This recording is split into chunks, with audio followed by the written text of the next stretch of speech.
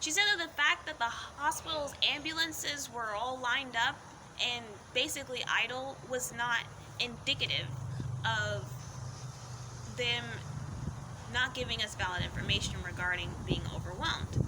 I don't see why that's not indicative. If people are overwhelmed, hence the term overwhelmed, I cannot meet capacity, that means that they are working on the situation to rectify it and make it better. Hence, the ambulances would be being used to bring people in.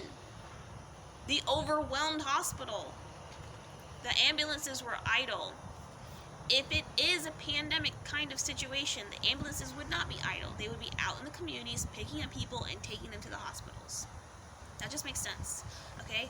I'm not saying that they don't have COVID patients there. I'm not saying that they aren't overwhelmed inside. I'm just saying that it's not fair to say that him saying that the ambulances being idle wasn't indicative of him not getting the actual truth was not fair. Because it is a very good reason to think that you're not getting the truth. The hospital says they're overwhelmed and the ambulances are not being used. And that's just logic. She says that him frustrated with the news and them saying again and again and again how this is just a horrible situation, they don't know what to do, and the bodies are piling up and all this stuff is too much. Her explanation of that is just don't watch the news. Don't watch the news. No, that's not a good enough explanation. Quite frankly, the news should be covering more. I mean, I realize this is a horrible situation, okay? But the news, like she even confirmed, gives the same story again and again and again and again and again. If you have time to give the same story again and again and again and again and again and again and again, you have time to talk about other things. There are more things going on in the world right now. I'm sorry, but there are.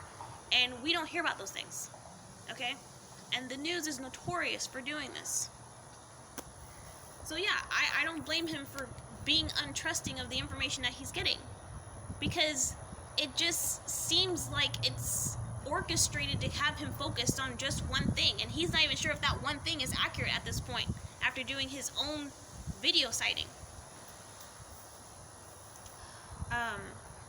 She says that him mentioning they as the people asking us to stay at home, the people who are having us be afraid of, in his view, virtually nothing on the street, that they are behind it. She says, who are they? I mean, if I have to explain who they are, then that's kind of, I probably shouldn't even be making this video, right? Like, they is anyone behind what's going on who isn't actually telling us the truth about what's going on because they have the power to have us stay in place for however long to do whatever they want to do because they have the ability to do so. Whoever that person is. Quite frankly, there are probably a lot of people who can do that. Okay? We had an entire Congress who tried to get rid of our president. Some people got power. That's just how it is. So that's who they are. Anyone who has control, who doesn't let you know how much control they have, that's making you do things against your will, and not revealing who they are. That's who the they is. Okay? Alright. Moving on along. So she mentions that the amount of fear spread from social media is debilitating and it's not fair and it's crushing. And she actually agrees. Well, I'm grateful for that because she's absolutely right. In fact, they've even done studies where more news and coverage and time is given to a particular issue, it actually worsens the issue in the area. Even when it comes to illnesses, they said that during the TB crisis, tuberculosis, the news outlets that were in motion, because not everyone had a press or a print release machine in their area, for those cities that did have the press, they actually had more cases of TB because they were constantly talking about TB, and for whatever reason, that just made people more susceptible to it. I don't know why, but that's what the study proved. So the more you fearmonger about it, you make the situation a lot worse, okay? Anyways, she said that the media being rigged or controlled wasn't something that she wanted to talk about. How do you not want to talk about that? That's what the whole point of this video is. It's us talking about how the media isn't telling us what we think is true based on what we see for ourselves. How would you not want to go into that topic? That's the point of this video. You're trying to prove that this is not credible. And you're trying to prove that what he's saying is conspiracy theory material. So then you need to go into the whole panorama deal of the possibility of our media being corrupt, and ergo proving otherwise, to disprove the fact that this situation shouldn't be tucked under conspiracy theory.